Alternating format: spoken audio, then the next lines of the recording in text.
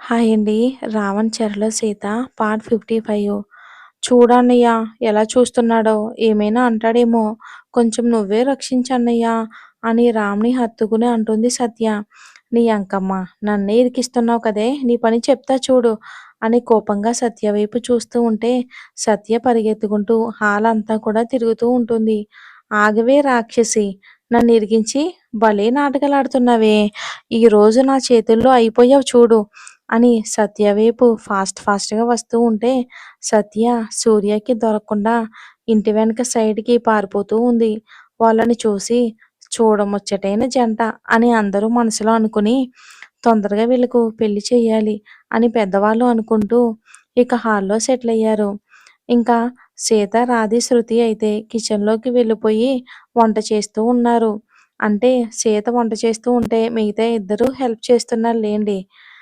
సీతకి, సత్యకి, సూర్యకి పెళ్లి ఫిక్స్ అయిందని హ్యాపీగా ఉన్నా కూడా, రామ్ అసలు తనతో మార్నింగ్ ప్రవర్తించిన తీరుకి తనకింకా ఒంట్లో వణుకు వస్తూ ఉంటుంది. అలాగే రామ్ మీద కోపంగా కూడా చాలా బాధగా ఉంది. ఇంకా రామ్ విషయంలో చాలా జాగ్రత్తగా ఉండాలని ఫిక్స్ అయిపోయింది సీత. బాగా అది కూడా చెయ్యొద్దు అని ఫిక్స్ అయ్యింది. బాధతోనే వంట చేస్తూ ఉంది. పెద్దవాళ్ళతో కూర్చున్న రామ్ వాళ్ళతో మాట్లాడుతూ ఉండగా అప్పుడు గుర్తుకు వస్తుంది రామ్‌కి సీత గురించి. మార్నింగ్ తన్ని ఎలా భయపెట్టాడో అని బాధపడేలా మాట్లాడింది. అంతా కూడా గుర్తుకు వచ్చింది రామ్‌కి. ఒక్కసారిగా గట్టిగా కళ్ళు మూసుకొని, ఛ! ఏంటి నేను సీతని నేను తిట్టడం ఏంటి? అయినా అసలు తన్ని అలా ఎలా భయపెట్టానేంటి? ఇప్పుడు తను కోపంలో ఉంది అనుకుంటా. ఇంక నాకు ఈరోజు బాగా పనిష్మెంట్ ఉంటుంది అనుకుంటూ, ఇప్పుడు దీన్ని ఎలా కూల్ చేయాలబ్బా అని ఆలోచిస్తూ రామ్ ఒక్కసారిగా అందరి వైపు చూశాడు. బాగా డీప్ డిస్కషన్‌లో ఉన్నారు అంతా. సీత కిచెన్ రూమ్‌లో వంట చేస్తూ ఉంటుంది అని తెలుస్తున్నా కూడా ఇప్పుడే సీతతో మాట్లాడాలి అని ఫిక్స్ అయ్యి ఇక రామ్ ఆలోచనలో పడ్డాడు. ఏదో ఆలోచన వచ్చిన వాడిలా, "సీత, వాటర్ తీసుకునిరా" అని హాల్‌లో నుంచే గట్టిగా అరిచి అంటాడు రామ్. ఆ పిలుపుకి ఒక్కసారిగా భయపడింది సీత. "వదినా, ఏమయింది అలా భయపడ్డావు? అన్నయ్యనే కదా పిలిచింది" అని శృతి అనగానే, "ఏం లేదు శృతి, ఏదో ఆలోచనలో ఉన్నా అంతే, ఏం లేదు. మీ అన్నయ్య వాటర్ అడిగారు కదా, వెళ్ళి ఇవ్వు శృతి" అని సీత చెప్పగానే, "ఆశ దోష, అన్నయ్య నిన్నే పిలిచాడు, నన్ను కాదు. నువ్వే వెళ్ళివ్వు వదినా. అయినా అన్నయ్య అంత ప్రేమగా పిలిచినప్పుడు వెళ్ళాలి కదా, వెళ్ళు. నువ్వొచ్చే వరకు నేనిక్కడ మేనేజ్ చేస్తానులే వంటని" అని సీత వైపు చూసి శృతి అంటుంటే, "లేదు లేదు శృతి, నువ్వే వెళ్ళు. మళ్ళీ వంట చెడిపోతుంది" అని సీత క్యూట్‌గా ఎక్స్‌ప్రెషన్స్ ఇస్తూ అంటే, ఇంక శృతి కాదనలేక శృతి వాటర్ గ్లాస్ తీసుకొని వెళ్తుంది. మంచి మూడ్‌లో ఉన్న రామ్ సీత వస్తుందేమో అనుకుని ఎదురు చూస్తున్న రామ్‌కి శృతి వచ్చి అన్నయ్య అని పిలిచి చేతికి గ్లాస్ ఇచ్చింది. "అదేంట్రా నువ్వు తీసుకొస్తున్నావు? సీత లేదా?" "ఆ! వంట చేస్తుందన్నయ్య, నన్ను పంపించింది." "అవునా" అని, "అవును శృతి, పైన రూమ్‌లో నా ల్యాప్‌టాప్ ఉంది, తీసుకొనొస్తావా? అంతా రీస్టార్ట్ చెయ్యాలి" అని చెప్తాడు రామ్. "ఓకే అన్నయ్య" అని శృతి రామ్ రూమ్‌కి వెళ్ళింది. అందరినీ ఒకసారి చూసి మంచి ముచ్చట్లో ఉండేసరికి లేచి మెల్లిగా అక్కడి నుంచి జారుకుని ఇక కిచెన్ రూమ్ వైపుకి వెళ్తాడు రామ్. రాధి, సీత ఇద్దరూ కలిసి ముచ్చట్లు పెడుతూ వంట చేస్తూ ఉన్నారు. దీనికి ఎప్పుడూ వంటనే. రోజు మొత్తం వంట చేసుకుంటూ కూర్చోమన్నా చేస్తూనే ఉంటుంది. ఇది దీని అలవాట్లు. ఏం చేస్తాం, తప్పుతుందా అని కిచెన్ రూమ్ గుమ్మం దగ్గర నిలబడి రాధి అని బేస్ వాయిస్‌లో పిలుస్తాడు రామ్. ఇద్దరూ మంచి ముచ్చట్లో మునిగిపోయి ఉన్నవాళ్ళు ఆ వాయిస్‌కి ఉలిక్కిపడ్డారు ఒక్కసారిగా. రాధి వెనక్కి తిరిగినా కూడా సీత తిరగకుండా అలానే నిలబడి ఉంది. "ఏంటి బావగారు" అని రామ్ ముందుకు వెళ్ళి అంటుంది రాధి. "ఏం లేదు, నిన్ను ఆర్య పిలుస్తున్నాడు వెళ్ళు" అని రామ్ చెప్పగానే రాధి కళ్ళల్లో ఒకలాంటి మెరుపు. "నిజంగా బావ నన్ను పిలుస్తున్నాడా" అని ఆశగా అడిగింది రాధి. "అవును రాధి, నిన్ను పిలుస్తున్నాడు, తొందరగా వెళ్ళు, గార్డెన్‌లో ఉన్నాడు." "ఆ! ఓకే బావగారు" అని నవ్వుతూ అక్కడి నుండి జంప్ అయ్యింది రాధి. పాపం సీత వంట కంప్లీట్ అవ్వడంతో స్టవ్ ఆఫ్ చేసి ఇంక తను కూడా వెళ్ళాలి అని వెనక్కి తిరగ్గా తనకి ఇంచి గ్యాప్‌లో రామ్. సత్య వెనక పరిగెత్తుకుంటూ వెళ్ళిన సూర్య ఇంటికి వెనక సైడ్‌కి వెళ్ళి సత్య కోసం చుట్టూ చూస్తాడు. కానీ సత్య కనిపించదు. అప్పటికే చీకటిగా ఉండటం చిన్నగా తనని వెతుకుతూ ఎక్కడికి వెళ్ళిందిది అని సూర్య చూస్తూ ఉండగానే కొబ్బరి చెట్టు పక్కన దాక్కుని తన గుండె వేగాన్ని సత్య ఒక్కసారిగా అదుపు చేసుకుంటూ ఉంది.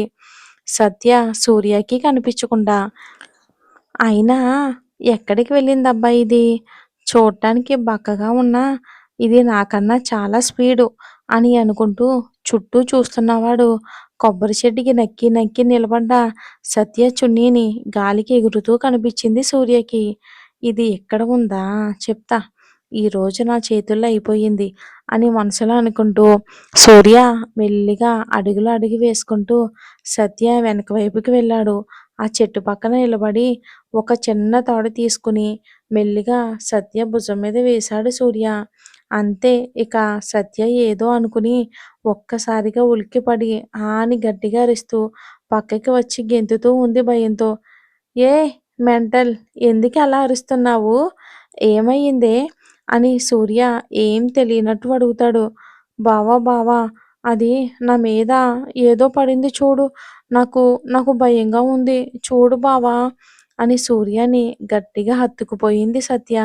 అవునా చూస్తానాగు అని కావాలనే సత్యని ఎక్కడెక్కడో ముట్టుకుంటున్నా కూడా సత్యకి భయం వల్ల అసలేమీ తెలియటం లేదు. తొందరగా చూడు బావా నాకు నాకు భయమేస్తుంది. ప్లీజ్ బావా అని సూర్యని గట్టిగా హత్తుకుని అంటుంటే, అబ్బా! ఏమన్నా పట్టుకున్నానే. ఇప్పటి వరకు ఒక్క ఆడదాన్ని కూడా పట్టుకోలేదు. అలాంటిది నాకు ఇష్టమైన నా ప్రేయసిని ఒక్కసారిగా పట్టుకోగానే ఎంత ఆనందం అని ఫ్లోలో అనేశాడు సూర్య. ఏంటి బావా ఏమన్నావు? అని కోపంగా సూర్య నుంచి దూరం జరుగుతూ అంటుంది సత్య. సూర్య ఒక్కసారిగా నాలుక కరుచుకుని నేనా? నేనేమన్నానే? నేనేమీ అనలేదే అని సత్యాన్ని మళ్ళీ హత్తుకోవటానికి వస్తూ అంటాడు సూర్య. హలో బావగారు దూరంగా ఉండి మాట్లాడండి. దగ్గరకు వచ్చారనుకో ఇంకా మా అన్నయ్యకి చెప్తా. ఇంక నీకు బాడీలో బోన్స్ ఉండకుండా చేస్తాడు అని బెదిరిస్తుంది సత్య. హే! నీ మీద ఏదో ఉందే అని సూర్య అనగానే ఒక్కసారిగా సూర్యని హత్తుకుని తీ బావా నాకు భయమేస్తుంది అని గట్టిగా కళ్ళు మూసుకుని అంటుంది వణుకుతూ సత్య. అబ్బా! ఇప్పుడేమో డైలాగ్స్ కొట్టావు కదే! మళ్ళీ ఏమయ్యింది నన్ను హత్తుకున్నావు? అని కొంటెగా అంటాడు సూర్య. పో బావా అని దూరం జరుగుతూ ఉంటుంది.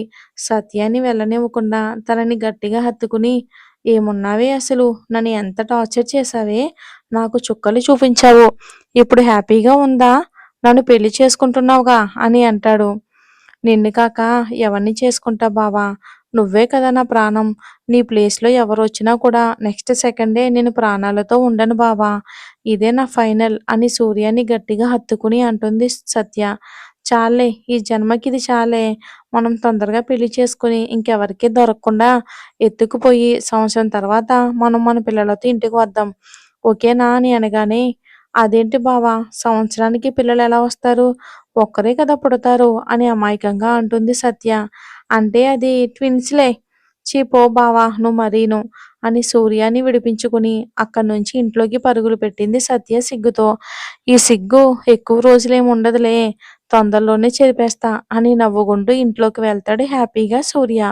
మరేం జరుగుతుందో వచ్చే ఎపిసోడ్‌లో చూద్దాం.